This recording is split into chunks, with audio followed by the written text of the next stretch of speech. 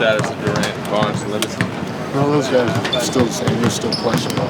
We'll make a determination come tonight. Did Kevin take part in shoot-around? I know he's out there right now. Yeah, they all do. Encouraged by what you've seen out of them health-wise, at least since Friday, but I know it was the last time they kind of went through a full practice. Yeah, and then obviously every day you get a little bit better. And then we'll see tonight how they are. I'm sorry, I couldn't hear. The status is still the same? Yes, the status is still the same, yes. I would assume everybody feels a lot more comfortable tonight with you at the helm going in your second year. The only person I'm worried about, like I said, at the post-game press conference is Bob Myers. But you yourself, going into. Yeah, obviously the more you do this, the more comfortable you feel. If you had a little bit of success each time out, overall the group feels a little bit better. Right, when you're up 3-0-2, the opponent's a desperate team, so that's somebody to watch out for. We know they're going to come out, just let it fly, and they have nothing to lose. Coach Scott's a great coach, he's going to pull out all the stops. Just let it go. It's going to happen at the end of the day. And, we just have to keep doing what we do, follow our game plan, and let it fly offensively for us. That's how we play, and see if we can get a win. Now that you know that Steve could miss a little bit, you get a little bit more comfortable in this interim role, kind of get settled a little bit? Yeah, Steve, he's been great. We've had a lot of communication during this whole process with him and Bob. So for me, the longer that it goes along, like I said earlier, it's more comfortable that I get. Did you ever foreseen something like this happening when you were hired back in July? Did you ever think about this type of scenario when you were hired?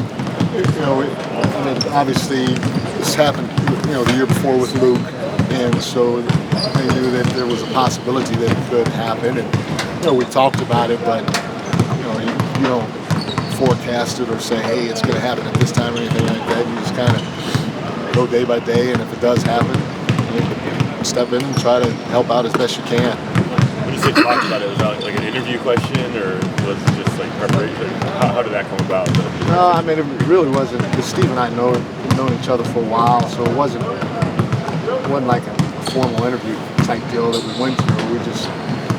We actually met at the team hotel in Cleveland during the finals, and we talked about a lot of stuff. And at that time, maybe even not at that time, maybe it might have been later, but we did talk about this, and then obviously make sure that, like I said, everybody knows they saw what happened last year when it set out and Luke took over, so he knew it could be a possibility at any time. Do you find yourself leaning on some of the things you did in LA, just in terms of the practice reports and the different things you used to do when you were a head coach?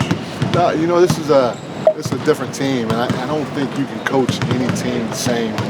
You can have some similar philosophies from group to group, but I think you have to understand the pulse of the team.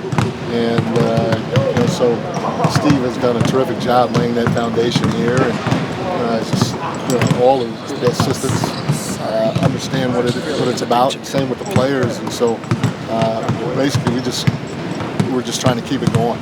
Not doing anything tricky or anything new or anything like that. Just trying to put guys in the right position to help them figure out how to score and help them figure out how to get stops. Obviously, there's never an ideal time for something like this, but are you happy that this happened after you had a whole regular season under your belt with this team, as opposed to maybe early in the regular season?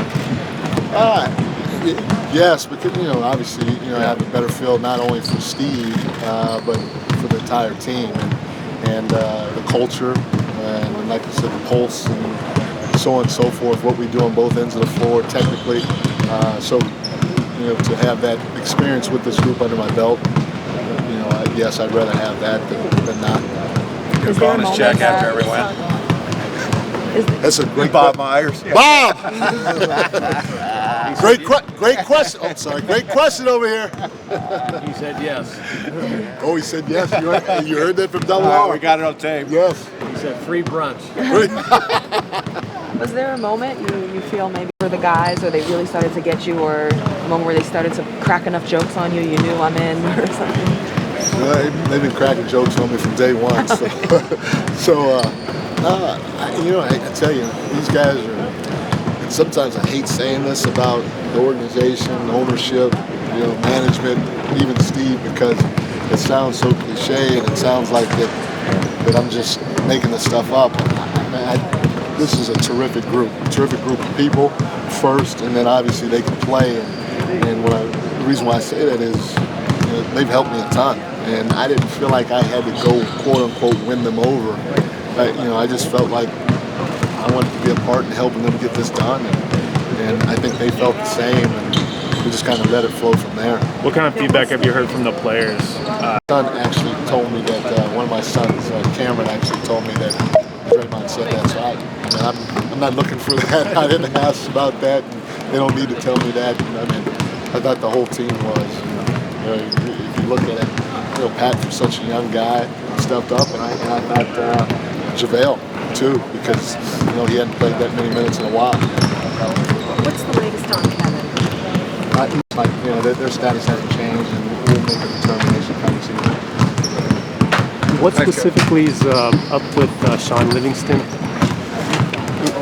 Which hand is Sean's injury?